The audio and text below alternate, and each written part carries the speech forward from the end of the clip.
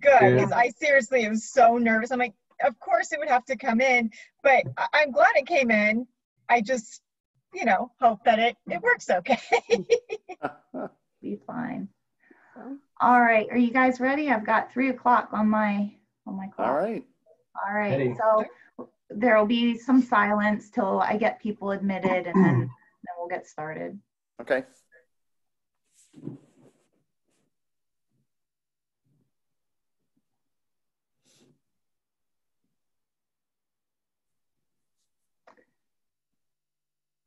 Hi, everyone, and welcome to this week's virtual town hall meeting. We would like for this to be an interactive experience.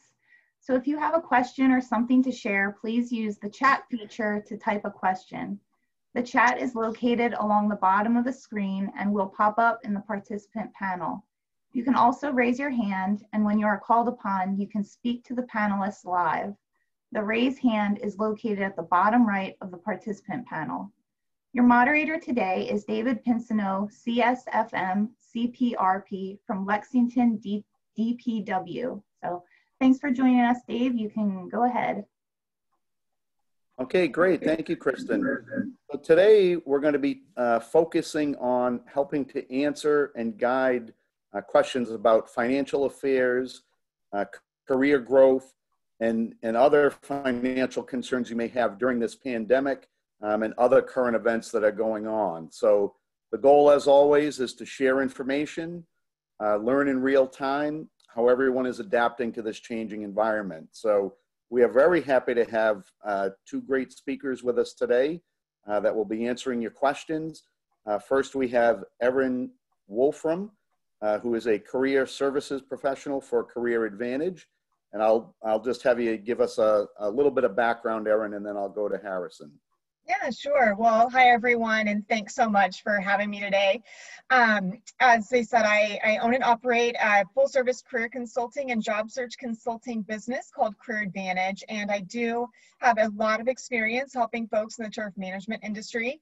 I specialize in golf course superintendents and other related professionals, and I've been working in career services for over 15 years, and I'm really excited to talk to you today. So thanks again. Great, thank you. And then we also have Harrison Hill, who's a financial advisor and vice president with Morgan Stanley. So Harrison. Thanks, Dave. Good afternoon, everyone. Yeah, my name is Harrison Hill. I'm a financial advisor with Morgan Stanley. I've been with Morgan Stanley since, beginning of 2003 here in Kansas City. I'm a financial advisor working primarily with individuals, families, and nonprofit organizations, and live in the suburbs of Kansas City with a wife and 3 kids, and looking forward to talking with you all today and helping in any way I can. Great, thank you. So just a couple of ground rules as we go through this. As always, STMA, we do our predict the future, but we will discuss different scenarios to help you prepare for what may lie ahead. Also, we might not have all the answers, but it's good to have this discussion and to have those questions asked and thought out, especially with the group. If you have follow-up questions, again, please use the chat. We really encourage this to be a participatory event. So here's some information. But then please follow up and we'll try to get those answers for you as best we can. So with that, we'll go ahead and kick off the session. And we're going to start with Erin. And a question that came in is, how do we prepare for career uncertainties? Yeah, all right. Well, great question to start us off for sure. So I think that the key word there in that question is absolutely prepare. So my best advice is not to wait until there is that absolute need, because that can become very time consuming and stressful if you're trying to scramble around to get your materials ready when you actually have to find a job. So preparation is absolute key. So when you scramble and rush, you're much more likely to make mistakes and not represent yourself as well as you could. So my advice is, even if you're not currently actively looking for a job, to go ahead and update your resume now and start drafting a cover letter. So that way you do have a solid foundation ready when you are in the need, like when you have to find a job, or you find that perfect opportunity that you didn't, that you weren't even expecting. So by doing that, it'll make the application process much quicker, easier, and far less intimidating. Something else that I recommend is, if you don't already, I would get a LinkedIn account and create a solid profile. I think a lot of people don't think that LinkedIn can be very helpful in an industry like yours, but it actually can. I did a quick search yesterday, and there's several positions currently listed on LinkedIn related to turf management. So it is a valuable tool, even if you're not, like sitting in an office like most people think when they think of LinkedIn. So it's a great tool for finding jobs, connecting with folks in your industry, and just in general, representing yourself well online. So for example, if a potential employer were to Google your name and your LinkedIn profile comes up, that's going to be really great, right? It shows a professional presence, and it's something that they can immediately learn about you. Also, I'd say, if there are people in your industry that have job openings, they're likely going to be browsing LinkedIn to find qualified candidates. So if you have a profile on there, they're going to more likely find you. And then just in general, to prepare, start keeping your eye out for opportunities. So you can set up job alerts in places like LinkedIn. You could also set up job alerts in Indeed, and also start browsing listings on professional organization websites, or different places that you think might be a place that you might want to work sometime. And then finally, to start preparing, I'd say start thinking about people that you'd want to use as references. So who do you know professionally who can speak well of you, who would be willing to serve as a reference? So those are some of my starting tips, and I'll touch on some more of those later in some of the other questions as well. Okay, great, thank you. And Harrison, a little bit of a tweak to that question on preparation. How do we prepare for financial uncertainties? Yeah, another good question. So I think there's a few things you should do. And like Erin said, preparation is the key in many different areas, and it is financially as well. So when I think of getting kind of your house in order or preparing for any environment, good, bad, or uncertain times, there's a few things that stand out to me as the most important from a financial perspective.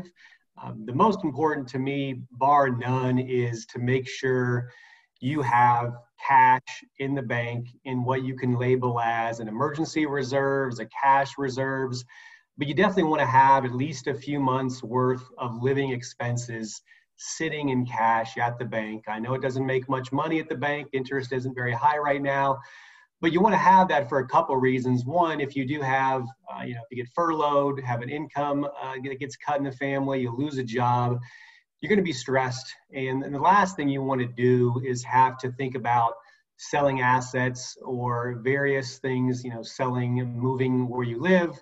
If you have some cash that can get you by at least for a number of months, it is very, very helpful. So to me, that is the number one thing that someone should be doing.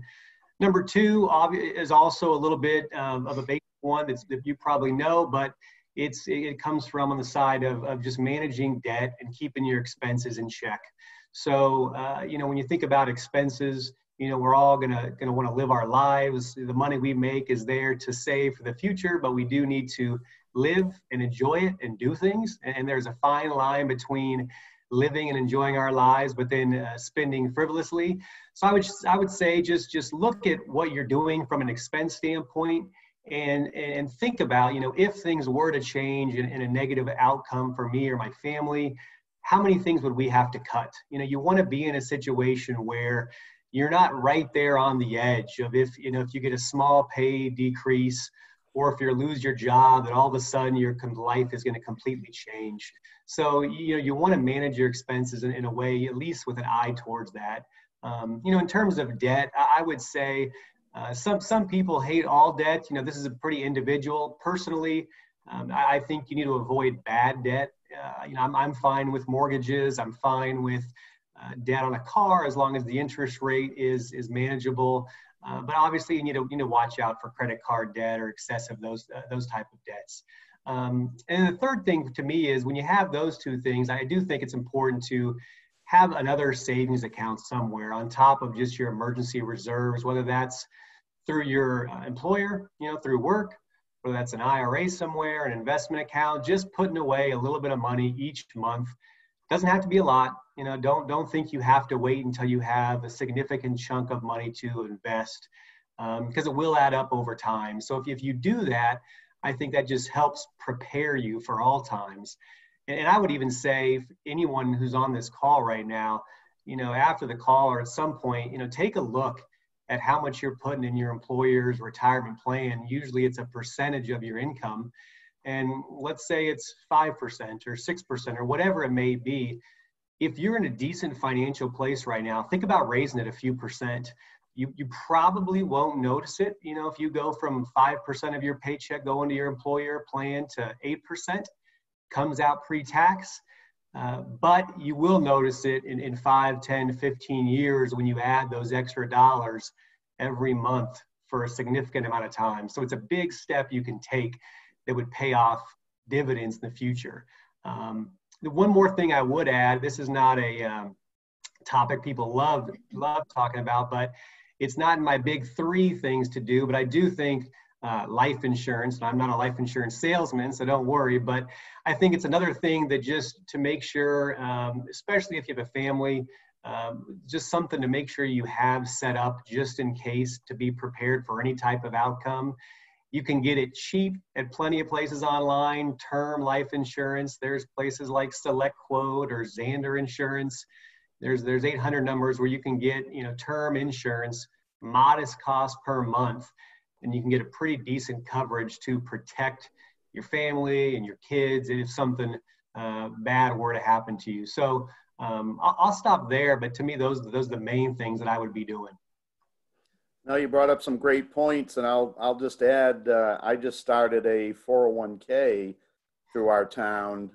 We have our regular retirement, state retirement, and $50 a pay period, just as an additional put money away. And I've still got about 8 to 10 years to work. So when I talk to people, they said, start with that. And if you can increase it over time, do that. But at least it's another source of income down the road. So very good. I'll go back to you, Erin. Just a scenario. So we've lost our job. What are some of the next steps that we can do to find a job? And then coupled with that, what can we do to make ourselves stand out in now what's going to be a competitive job market? Sure. Can you hear me okay still, Dave? Yes, I can. Yes. Okay, I had something kind of weird go on with my technology, so just wanted to make sure. This really, a lot of the same recommendations I had for preparing apply here as well. So some of this will be repetitious, but I'll go into it a little bit more in depth. So, in this case, I would definitely get your resume and cover letter ready as soon as possible. That way you have a draft that then you can tailor once you find specific positions that you're really wanting to apply for. So go ahead and start working on those documents right away. Also, in addition to either creating a LinkedIn profile or updating your current one, reach out to your network. Let people know that you're looking for opportunities. Tell them what you're looking for and the types of jobs you're qualified for. Ask them to keep their eye out and let you know if they hear of anything that may be a good fit for you. And, during that conversation, also make sure to let them know that, is there anything that you can do for them? So, networking is a two-way street. It's not just take, but, what can you give to them too, or how can you help them? So, think about that. But I'm sure you've heard over and over, a lot of times it's not what you know, it's who you know. And a lot of times that's absolutely true. So don't be afraid to tap into your network and talk to anyone and everyone and let them know what you're looking for. Also, going back to those references we talked about before, reach out to those people who can serve as your references for you. Again, let them know you're actively searching and make sure it's still okay for you to use them as a reference. Make sure to keep them updated on positions you apply for, so that way they'll hopefully expect a phone call at some point so they can give you a good reference. And then also, if they have any connections at the organizations you're applying for, ask them if they wouldn't mind, calling the company and saying, hey, I know this person, they're applying, I think they'd be a great fit. And, just ask them to put in a good word for you in advance if they're willing. Also, I would definitely set up those job alerts on sites like LinkedIn and Indeed and other industry-specific sites like we already talked about. But in addition, really start thinking about your skills and strengths, so you're prepared to tell stories that prove those skills and strengths in an interview. So you may even want to start practicing your interviewing skills, see if a friend or family member is willing to practice with you, or you can also connect with a professional like myself and do a mock interview. So really thinking about those stories where you can prove your skills and strengths and accomplishments will be really important. So that way you're not trying to think of those so much on the fly during an interview. You kind of have some fresh in your mind and ready to go. And then finally, I would recommend, if you have lost your job, you do have time now. And so what I would say to do is really start treating your job search like it's your full-time job. So spend a lot of time, looking for that job, preparing for that job. So structure your day so you're organized and committed. And so that way, once you find opportunities, you're ready to apply and well prepared. So that's what I would say as far as that goes. And then the second question was, what can I do to make myself stand out among other job candidates? And there might be a lot of competition right now. And so you really do want to find ways to make yourself stand out. So really what you want to do with that resume and cover letter is align your skills and qualifications with the job posting. So focus on your strengths and accomplishments that are most relevant and prove to them why you want that specific job at that specific place. And the more you can tailor your materials to demonstrate your value and why you want that particular job, the better. So you never want to just send out a generic resume and cover letter that's not tailored. You want to kind of express that passion and prove to them that you're the right candidate for that specific job. Also, as I mentioned earlier, you want to be prepared to express your value and passion in an interview. So it's not enough that you have the education, skills, and experience. They want to know what you will bring to the organization and that you can prove that to them by sharing those specific examples that I mentioned previously. So, specific examples from past work experiences that really demonstrate your accomplishments, value, and strengths.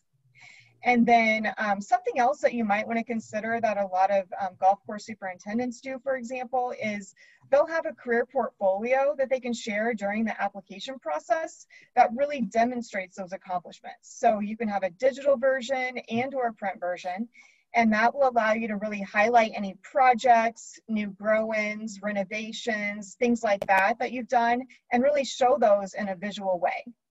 And then finally, after an interview, absolutely send a personalized, tailored thank you letter, note, or email.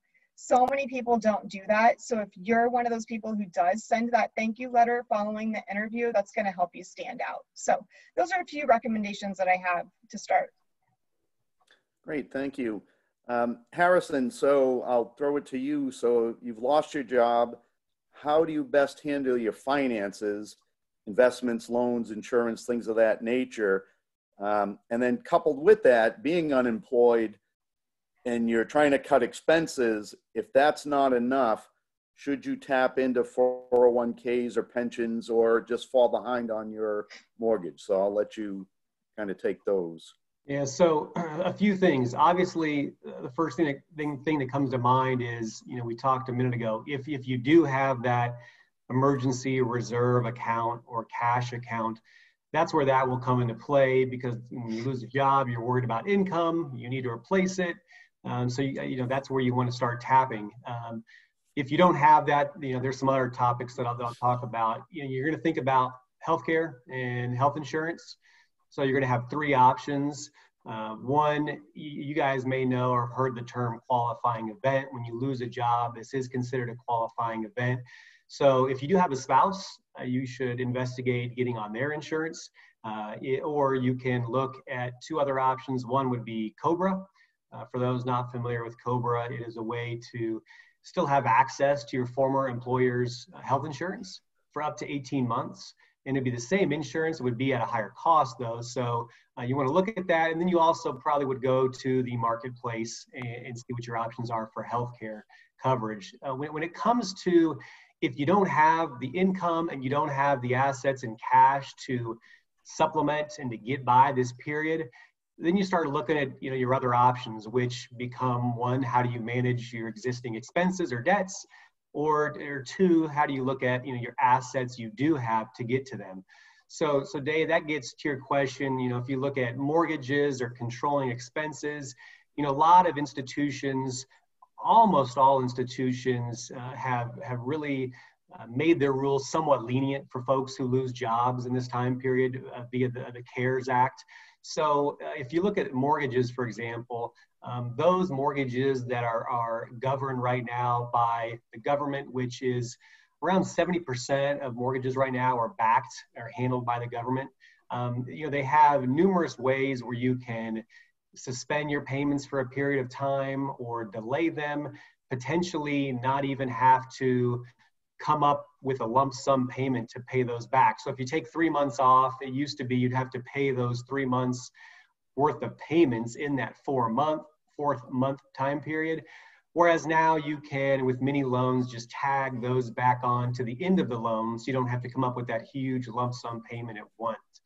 So what I would highly recommend is, the mortgage is usually an individual or family's largest expense. So call your lender, see what their options are. Every lender is different, but ask them what their options are if you did want to delay your mortgage or postpone it. When it comes to assets, if you're looking at your investments, there is in the CARES Act, your 401k or 403b or IRAs, there is a rule now that states you can get access to up to $100,000 from those accounts. If you're below the age of 59 and a half, you can access those without penalty. So prior to that, if you had a retirement plan at a former employer or an IRA, and you wanted to touch that money, you'd get a 10% penalty on that withdrawal, plus you'd pay taxes on that money. So now you can get access to that money without the 10% penalty.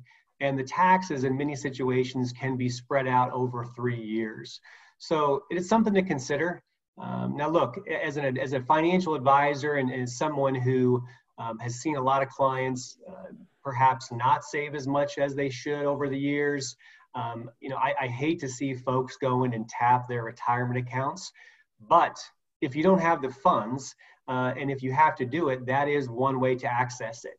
And to finish up, Dave, you did mention, is it better to, delay your mortgage or to tap into your assets?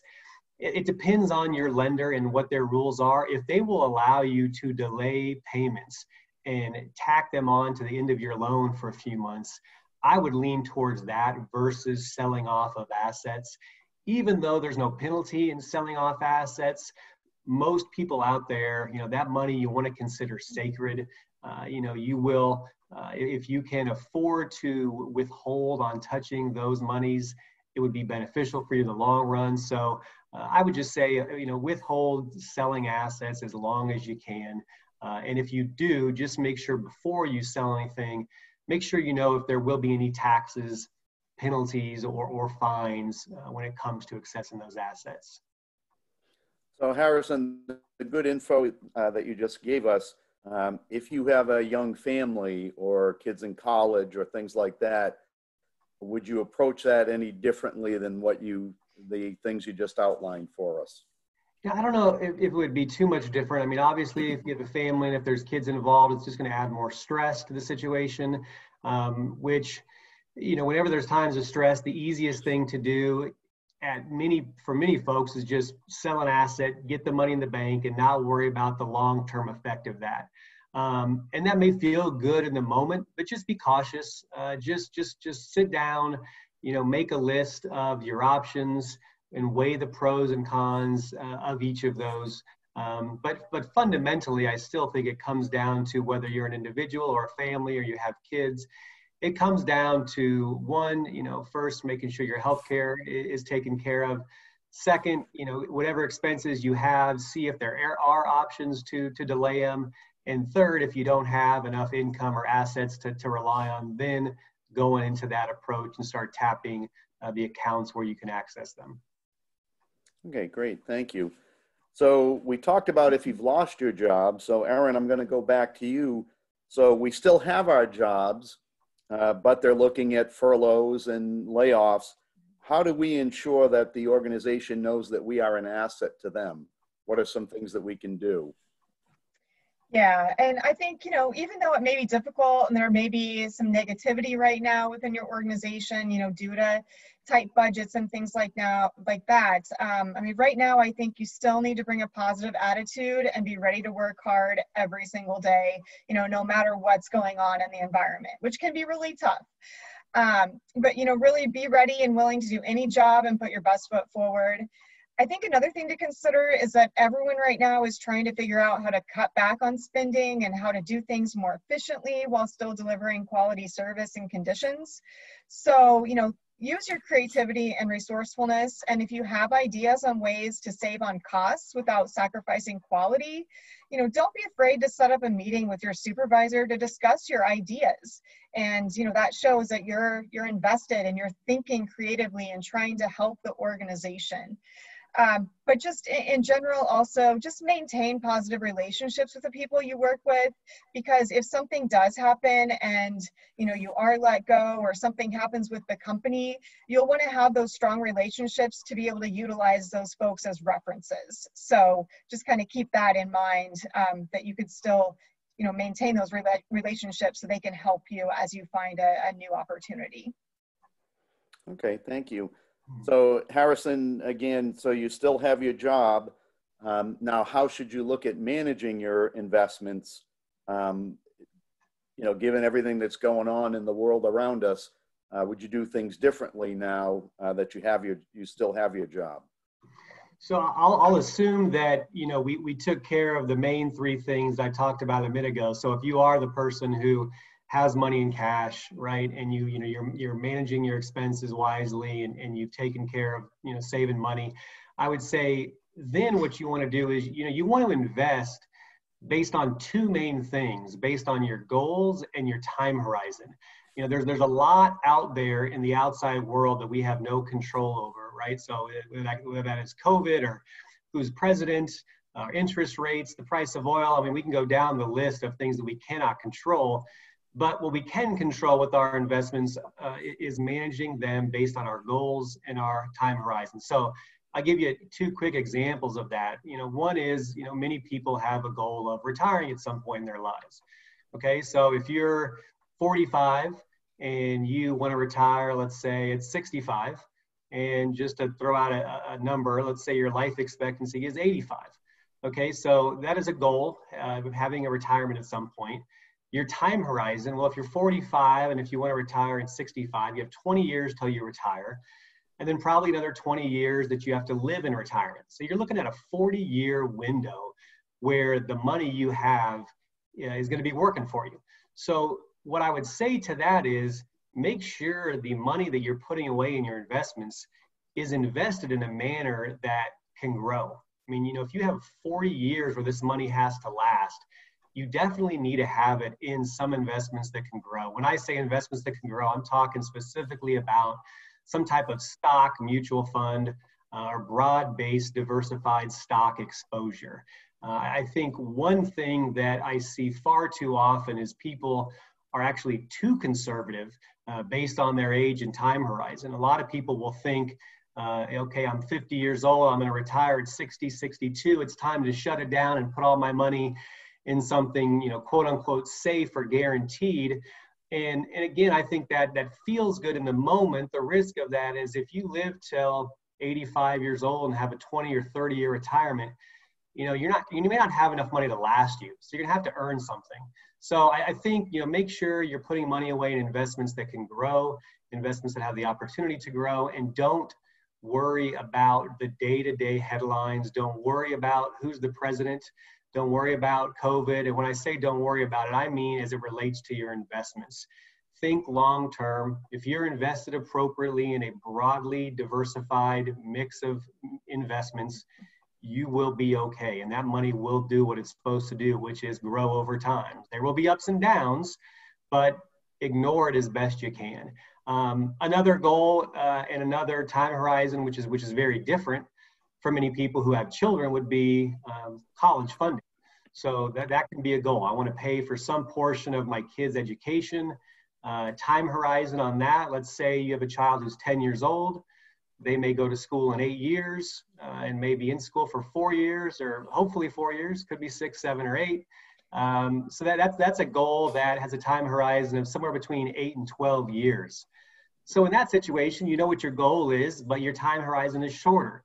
So you're not going to probably invest that money as aggressively. You don't have as much time if things don't go well for a year or two in the investment world. So have a more balanced approach with that money. You should still have some access to diversified stocks, but also have some bonds and some things in there that can be more balanced.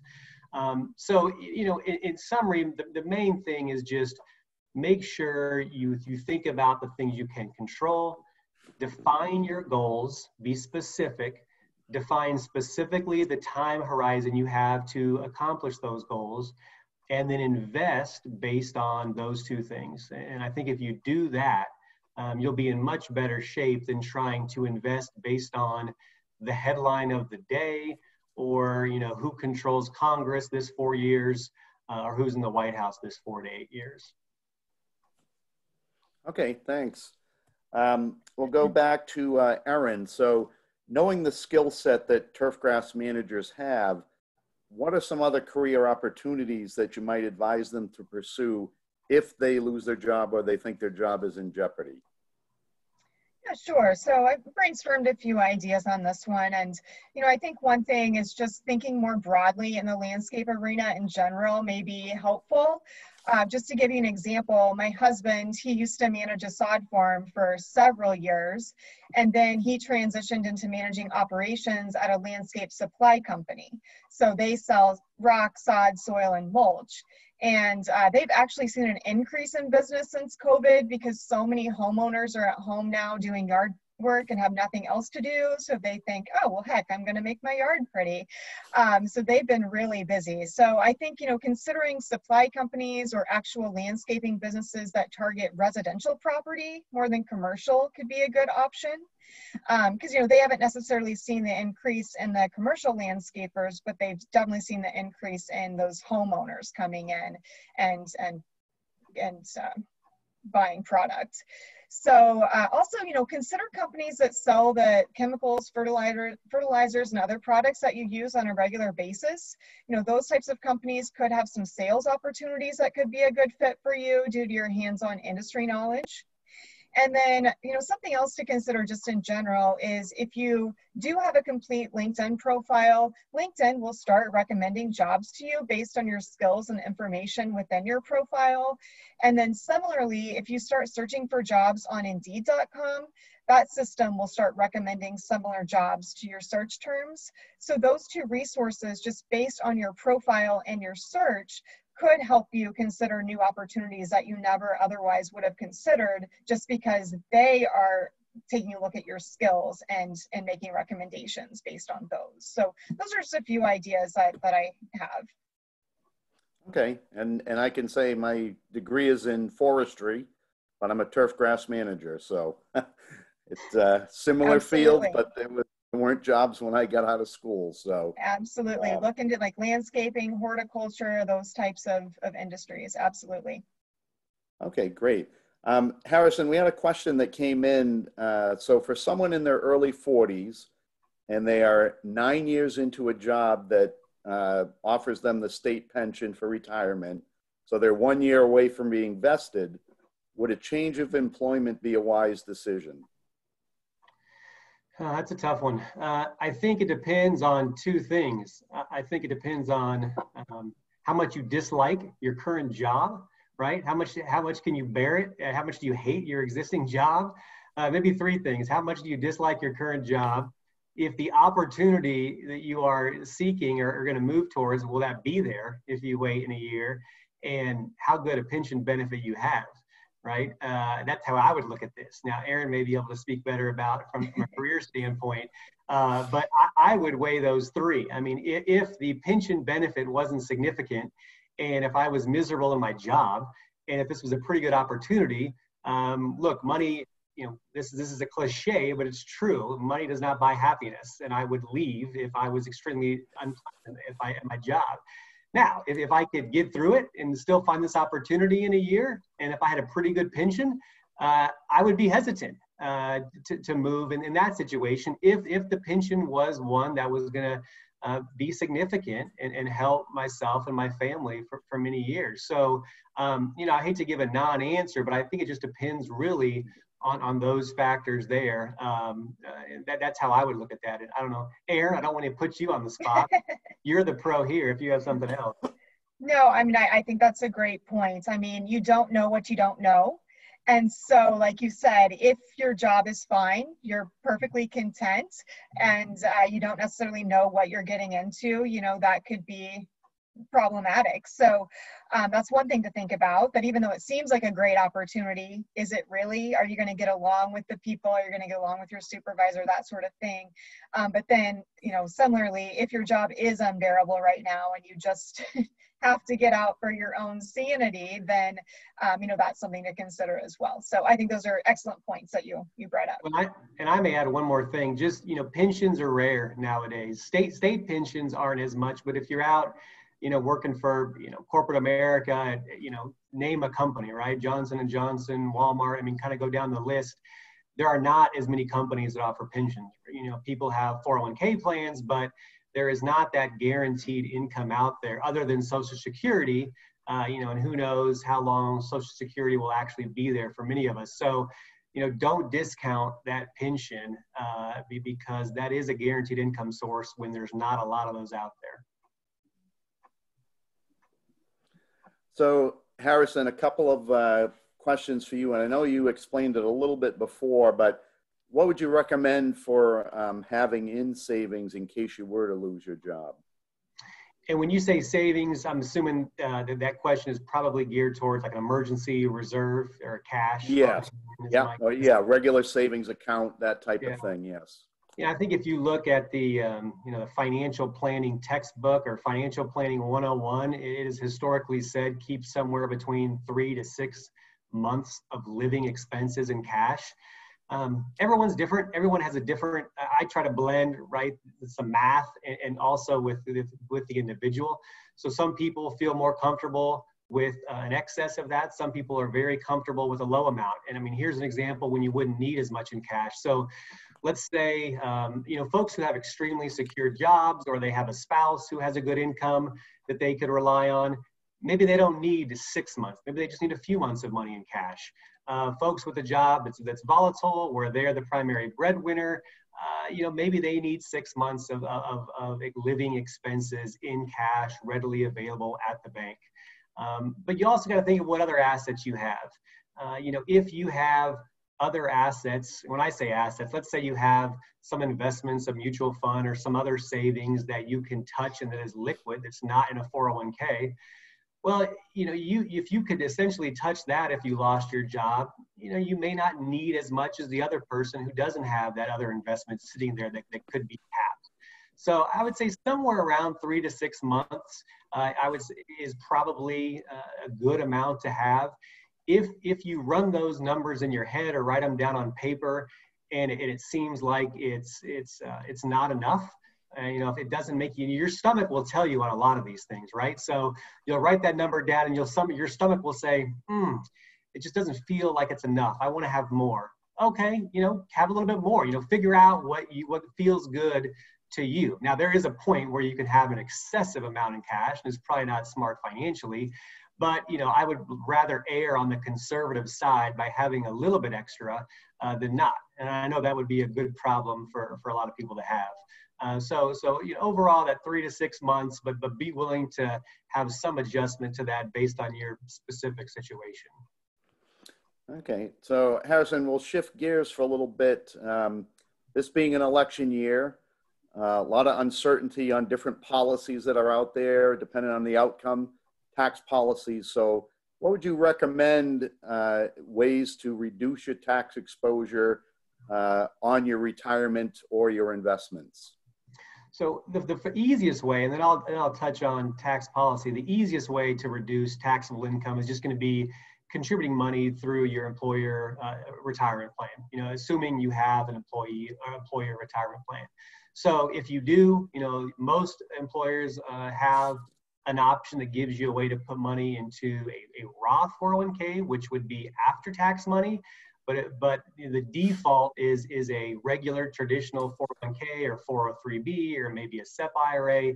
But that's money that comes out of your paycheck. It is pre-tax. You're not taxed on that money. So essentially it lowers your taxable income and you're saving money. So if you want to shelter more money, that is the easiest way to do it. I would say, you know, there is definitely a chance that tax rates will change depending upon the administration. But, you know, what you hear a lot on the campaign trail doesn't always follow through with concrete policy that gets passed. So everyone's going to have, you know, what they're talking about right now at the debates or on the campaign trail.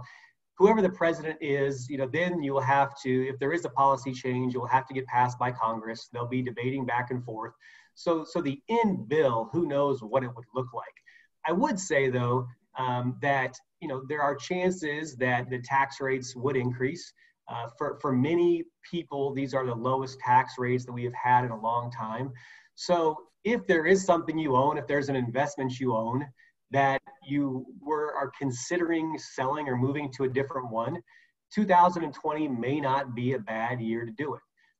Now, that is some blanket advice, and I don't know the individual tax brackets on this telephone call, and some tax brackets may go up, some tax brackets may not go up. But I would say if you are contemplating selling something, and if you're going to do it anyways in the next 6 months, if you want to be safe, do it in calendar year 2020. Outside of that, the reality is anybody can have a debate on what tax rates, if they're good or not good, if they go up or down for companies, for the country. I will say, you know, for the overwhelming majority of taxpayers, individuals, it doesn't make sense at this point to make any drastic adjustments to your investments based on forecasted things that will happen in the tax code. Wait until things happen. Once a bill gets passed, if a bill does get passed, then reach out to your accountant or reach out to your financial advisor if you have an accountant or an advisor and say, hey, you know, this is what happened. Do you see anything that we should adjust based on what Congress just passed? So I would actually wait till things happen versus trying to predict and guess on what's going to happen. Okay, great. Thank you. I'm going to go back over to Erin. So we talked a lot about, you know, resumes and things you can do to stand out, but are there other things that we can do to improve our skills or education so that we are more marketable and really improve and strengthen that resume? Yeah, that's a great question. I actually just did a couple of webinars kind of related to this recently, and right now there are a lot of free opportunities available because of COVID. I know that a lot of professional organizations are currently either waiving their membership fees or they're reducing their membership fees. So if there's a professional organization that you've been considering joining, but you haven't yet, that's related to your industry or related to, you know, a skill that you're trying to develop, check out their website and see if they're currently having some sort of promotion due to COVID and, you know, offering some, you know, reduced fees. So professional organizations are great ways to get involved, and they usually offer webinars and trainings and, you know, special events and things like that where you can develop more skills. Take advantage of the opportunities within the organizations that you're already involved in. I mean, if you're on this call today, you're already doing that.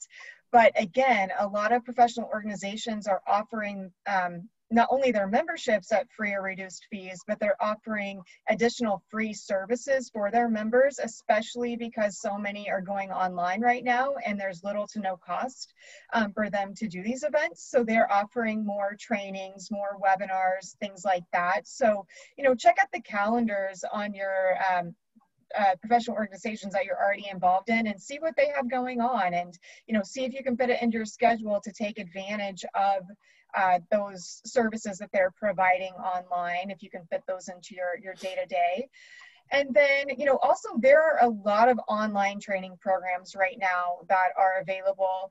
Again, they may be having some reduced fees just because of COVID. They know that people are trying to gain more skills and become more marketable. So, I know like you had mentioned forestry. There were some forestry certifications I noticed at some specific schools recently that you can get entirely online. There are some horticulture certifications. Some of the like fertilizer and chemical companies are offering, just special trainings and things like that right now, again, for little to no cost. So I think trying to take advantage of as many of those online training programs as you can is really helpful.